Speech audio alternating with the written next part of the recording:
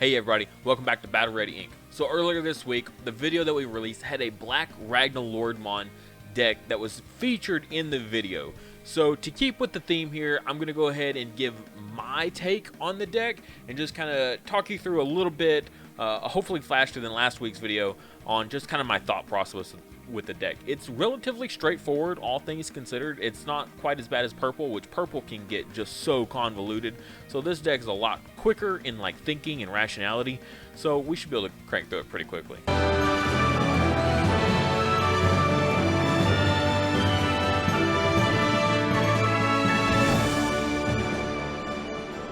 Also, make sure you check out our Patreon. This month's is the Caramon made by my wife. So super cool. Definitely loving these memory markers. I try to use them every single week whenever I can. And yeah, I mean, I like them more than just regular boring dice. They're pretty cool. So we're going to jump right into this. And first thing off, we're going to jump right into the eggs. I've only got the 4 of eggs. While yes, we're playing black, black Ragnaloardmon is a little bit slower than red. Red is you turbo into that red Ragnaloardmon as fast as possible and you swing for as much damage as you possibly can and then try to win in, you know, as few turns as possible.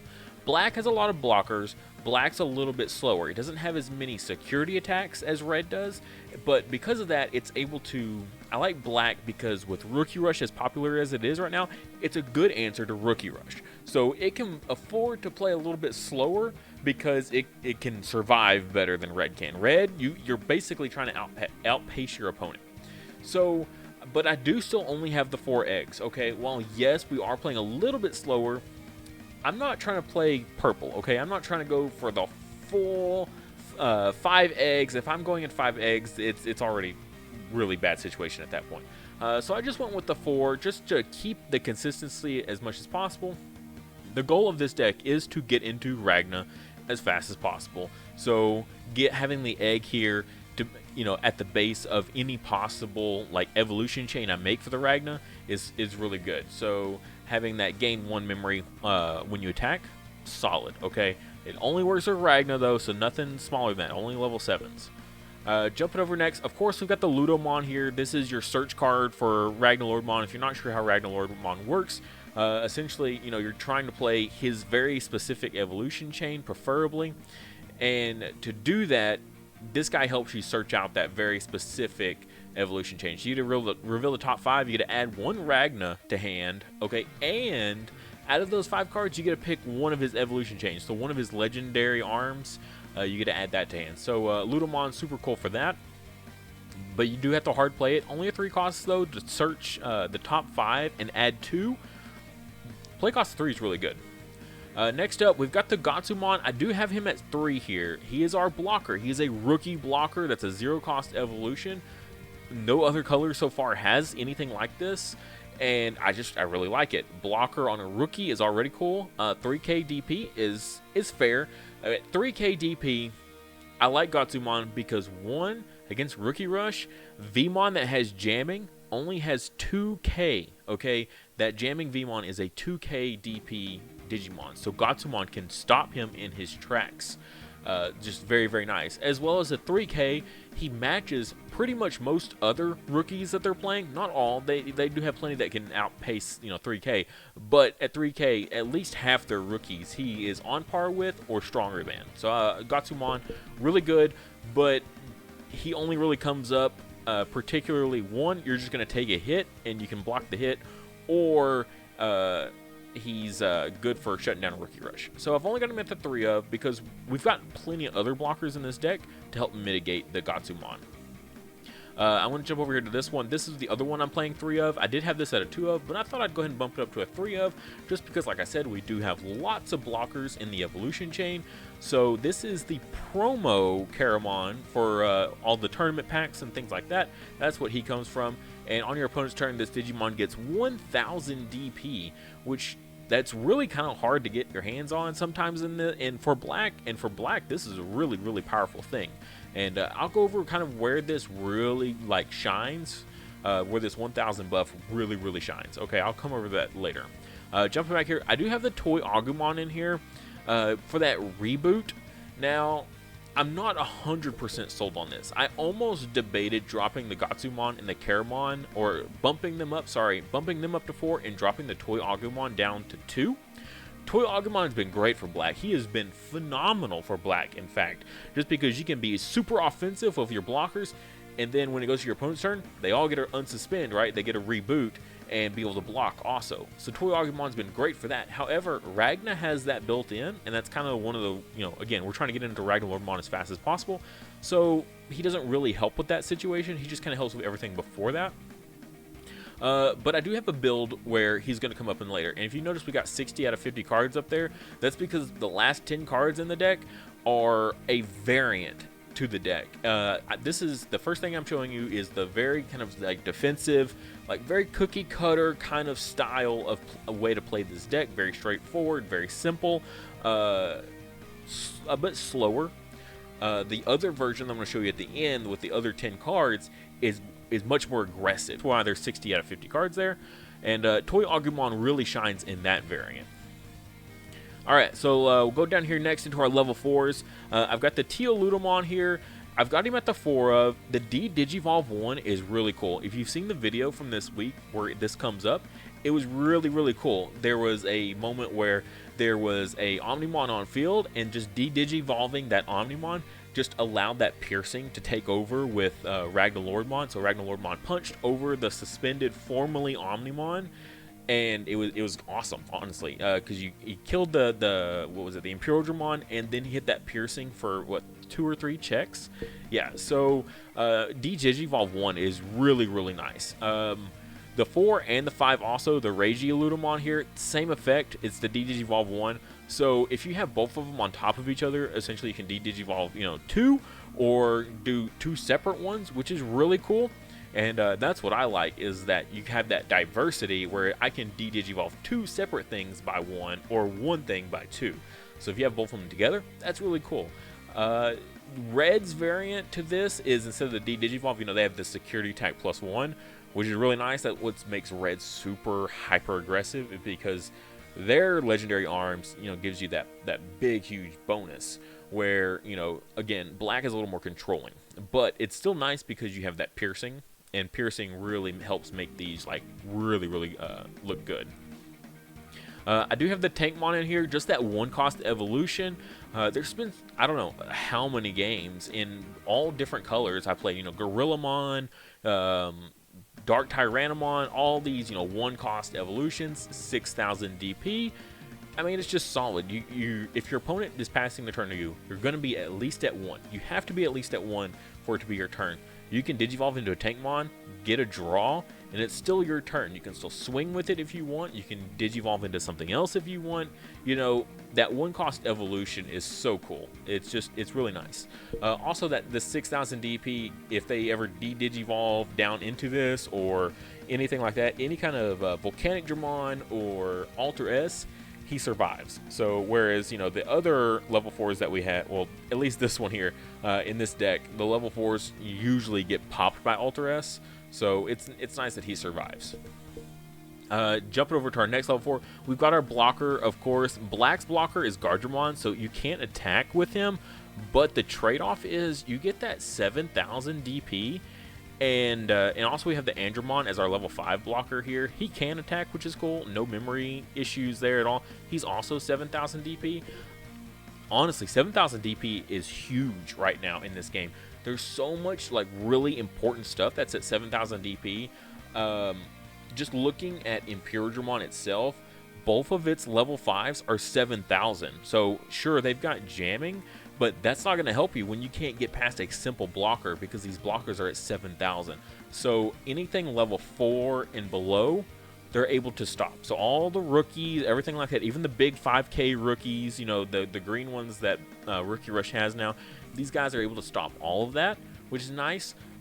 Also, if you combine it with the Caramon here, right, then they're at 8,000 to block with. So then they can't even, if they really want to crash with, their the Dinobemons or the Pyildramon, they can't even crash anymore because now they're at 8,000. So for the most part, the DP buff doesn't matter that much. but it can come up. It's a little more situational, but the 7,000 is so perfect. Like 7,000 is right where you want to be able to stop a lot of the important stuff. While also, like, an 8,000 would be nice because then they can't crash. But most of the time, they're not going to want to just crash anyway. So, very cool. Our next level 5 here is, of course, the Ragey Ludomon, like we went over. The reason I'm playing so many of these, sure, I could drop one of these sets here, because we don't really need that much Digivolve, right? It's not super impactful. However, though, in combination with the Ludomon just getting to search like it does when you hard play it is just so good. I mean, you're just bumping up your consistency. You're helping making sure you have that level 4. You know, if you don't have any level 4s or level 5s in your hand, being able to just mill the top 5 and get the exact one you need for the situation that you're in is so important. That's why it's kind of hard for me to justify dropping them for something else that's, you know, maybe a little bit cheaper to evolve into, or maybe something a little more impactful. That's just the kind of the issues that we run into if you drop these. So while they're not necessarily maybe as powerful as Reds in a way, they still bump up the consistency too much with the Ludomon to warrant dropping. All right, next up, we're going to go into our big heavy hitters here. Of course, we've got both of our megas here. I went, very, very simple, straightforward. We've got, 4 and 4 here they either one can evolve on top of your 5s here, so that's very important. Normally, you would not want to run 8 megas that Digivolve with only, the 4 level 7s here, or maybe you would. Some people run like 7 or so. But with Ragnaloardmon's effect of being able to, Digivolve Ragnaloardmon on top of one of these guys and then take an extra one from your hand and just slide it under and essentially making his evolution free, you can't really argue not running a full package of these guys. It just doesn't make sense. One of them has the inheritable for blocker. The other one has the inheritable for piercing. Great stuff, honestly. Giving Ragnaloardmon both blocker and piercing is just so powerful. Like if you've seen the video where the piercing really came in handy, that you still get all your checks, right? They can't stop you from getting that mountain of checks that Ragnaloardmon can build up. As well as the blocker, he does have the reboot, which is very important, again, which kind of makes Toy Agumon a little less impactful, but it's okay because, you can use it elsewhere. So, very, very cool combination here. This is just a really neat mechanic. No other deck really performs like this, and it's just really nice to see it. Also, these guys have 12k DP, which is so perfect. Okay, so many of, like, the vanilla level 6s that are all 12k, the 2 cost, if they crash into anything in like this in security, they die, which is so great. If these were 11k, oh, that's so frustrating. Anytime you get a mega with 11k, except for, I guess, Imperialdramon because you have jamming, but you're always like, oh, is it gonna be worth it? Am I gonna hit anything just absolutely terrifying in security? But with 12k, you can swing in 12k a little more like cautiously and not feel as terrified, because there's a lot of 11ks out there, but the 12ks is where it's at. And then, of course, we got the 4 of Ragnaloardmon. If you're playing less than 4 of a Ragnaloardmon in a deck, you're doing it wrong. Just straightforward, you're doing it wrong. There's no way that makes any sense. Jumping over next, we've got our Tamers. Okay, so I've got the Joe in here, and this is the one that if you have a blocker at the start of your turn, you get 1 memory. Very powerful. 2 cost to essentially fix your memory. So even if they put you at 1, you get to go to 2. Or if they give you like 5, you get to go to 6. It's honestly, I've seen this Joe trigger more times than almost any other Tamer that I've ever seen in a game. This Joe is so consistent at triggering constantly in this deck.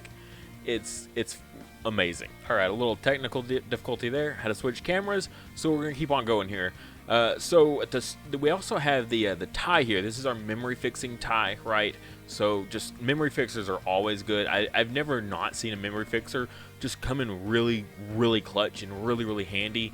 So he's really good, except for I kind of don't like this one as much, right? So opponent's turn, all of your black Digimon get the 1000 DP, right? This is only going to come in crucial on your your blockers. Okay, this is only going to matter on your blockers essentially. So we've got, of course, our Gardramon and Andromon, or Andromon, yeah, and the Gatsumon. Again, we already kind of discussed with the Caramon about these two that the 1000 DP buff it's okay. You know, it's all right. It has its moments where it's handy. Is it necessarily like amazing? You know, it's not a must. You know, you don't have to, but it's nice. The Gatsumon, a little more, you know, impactful, a little more powerful on the Gatsumon, getting that up to 4,000. Then everything, all the rookies that you block, you pretty much are going to survive. You know, you don't have to worry about ever just sacrificing your Gatsumon to rookies. So in Rookie Rush matchup, it's good, but aside from the Rookie Rush matchup, I don't think Gatsumon is as powerful, just because anything that your opponent's going to attack with outside of Rookie Rush is probably going to be pretty strong, and Gatsumon's going to die anyway, and that 4,000 isn't going to matter. The Gardramon and Andromon can potentially already get the 1000 buff from the Caramon, especially if you drop the Toy Agumon down to 2 and then bump it and the Gatsumon up. You know, then even less so of an importance of having this tie. So in place of this one, I do have the other tie here, and a little sneak preview of, you know, the other options here. So this is in the 10 of here, but we're running the red tie instead. He is the memory fixing one, but all of your red Digimon with 4 or more Digivolution cards get +1 security. If you look, Ragnaloardmon is a red Digimon. Yeah, this is a black deck, but Ragnaloardmon is a red one. So this tie applies to him, and that's so awesome. Honestly, even if you wanted to attack with the Durandamon, it could still apply. As long as he has enough materials underneath, you can trigger this tie to get that +1 security. So I just like this so much more. I think it's just so much more powerful, especially in black, because black, like I said, we don't have the inheritables for all that security plus that red has. So black could use a little bit more power, and that's what I like about running that red tie, is because with his innate security attack +1, you know, now you're bumping that up to a +2, so now you're swinging at least for 3 security, because the whole goal of this deck is to get into Ragnaloardmon, right? And if you're a big, powerful, big boss monster, right, you got piercing and blocking and reboot, de-digivolve, and you're barely just kind of smacking them, right? 2 security, okay, bam, you know, that's not a big hit, but 3 security, you're clearing over half of them at that point. That puts them on a clock, essentially. You hit them for 3 security, the next turn you hit them again, and then you can swing for game with a rookie. If you reverse that, though, and had the black tie here, you're only swinging for 2 security, right? So 2 security, next turn, 2 security again, next turn. Now you clear that last security. Now that rookie can push for game. So I like the 3 security over the 2. Like, it's just 1, right? But 1, when you only have 5 to work through, is really, really powerful. So you can literally win, you know, out of 2 turns of attacking, as opposed to taking 3 turns to attack. And that just, a whole extra turn for your opponent is very much like, can potentially just change the game drastically. You know, stuff like Puppetmon comes down and the Rookie Rush just runs over you, things like that. So I like the red more, okay? The red tie more for sure than the black one. Just, I think it's it's more situational and less useful overall. That 1000 DP buff, just less impactful. Sure, it's going to help with the Ragna, but going from 14 to 15 literally is only going to be useful in stopping an Omnimon. That is literally it. And honestly, if Omnimon's getting dropped, then Ragnaloardmon is either getting de-digivolved, or he's just going to get straight up blown up by another Omnimon effect. So is that 1000 DP really going to matter for the Ragna also? I don't think so. And if you digivolve into the Ragna while they have an Omni already on field that's already used its effect, attack into it and de-digivolve it. Ooh, problem solved. And you still get that piercing. You know, you just run it over. So again, the 14 then is fine. The 14k is enough because you're going to de-digivolve into something weaker. So again, the black tie just less important than I think the red. I think the red is way more powerful. All right, and that's going to do it for the basic, like, slow play black blocker Ragnaloardmon. Okay, that is what I consider a very standard play here. Now there's a more aggressive alternative, and that's with the Greymon and the Metal Greymon, right? At the end of 1.0, we saw these like black decks really starting to do phenomenal, and that's because of the Greymon and Metal Greymon. These inheritables here, the Greymon, while this Digimon has reboot, it gains jamming, right? So now all of your 5s and 6s get jamming if they've got, you know, Greymon and Toy Agumon underneath. It's a really powerful combo. I definitely love it.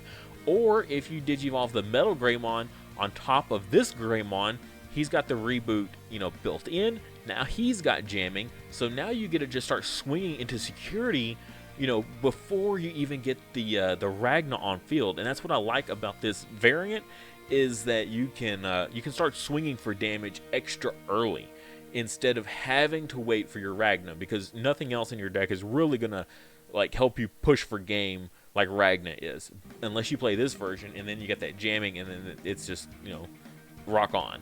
So and then in combination, you know, you don't have to do the Metal Greymon. You can do, you know, your Reiji Ludomon instead. If you don't have the Metal Greymon, if you have the Toy Agumon, you know, because the Toy Agumon enables the Greymon's inheritable. That's just awesome. Jamming is really powerful. Even your 6s, you know, you Digivolve into the 6 and then you swing. If you don't have, you know, the Ragna combo to be able to Digivolve into Ragna for free, you know, you really want to get that extra little bit of mileage out of those level 6s. Again, Greymon's so powerful for that. Also, the Metal Greymon inheritable, while this Digimon has reboot, it gains security attack +1. So there we go. Now black can be as pretty much aggressive as red can. Not like completely to the max, okay? Red can push for like full 5 security. Black is 1 short with the Metal Greymon. But still, we have jamming now to offset that, which is pretty nice. You can, sure, you can't punch for 5 all in one big swing. However, turns before you did your big swing, you were already clearing security anyway because you had the jamming. So, which red can't do, and that's the trade-off. And so you're asking, what do I drop in favor of these? So you've got 4 Digimon here.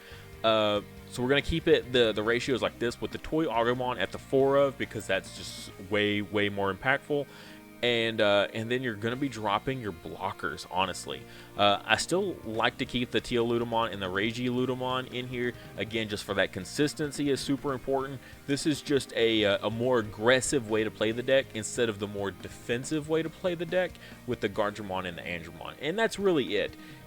You're playing essentially a black version of the red one, and it accomplishes almost the same thing, just with black Digimon instead. Also, you have the Joe, so you're playing the red version with a Gatsumon here and a Joe, and that's kind of like, that's really it. It's almost the same deck at that point, right? Thank you guys so much for watching. If you enjoyed this video, please like and comment, as well as subscribe if you haven't already. If you enjoy this type of content, I try to put it out as much as possible, so definitely subscribe. Also, if you really enjoyed the content, check out my Patreon. I have a link in the description below for it. You can get access to my Discord server, as well as if you're a Dragon Village M fan, account takeovers where I help you out with your account. If you're a Digimon fan, I've got monthly giveaway, well, not even giveaways, I've got monthly merch that's specific to Patreon. Stuff like memory counters, custom made. This is the baby form of Vmon here. There's going to be more in the works also, so lots of memory counters, all kinds of awesome Digimon merch. So definitely check out that tier, and if you're just all out crazy, there's other tiers if you're that dedicated. As well as check out my Teespring. I've got awesome merch there, you know, official Battle Ready Ink merch. Awesome phone cases for you Digimon fans out there. They've got them for iPhones as well as Samsungs. So they are super sweet. If you've seen the last Digimon movie, that's where these are from. I had a friend of mine custom make these so that way they fit perfectly on these phone cases. They look super good. So definitely check those out. But at the end of the day, if you can't do any of that, just like I said, like the video. That helps a ton. And subscribe. It doesn't hurt, but it helps me. So that's what's the real benefit. And as always, I'll see you next time.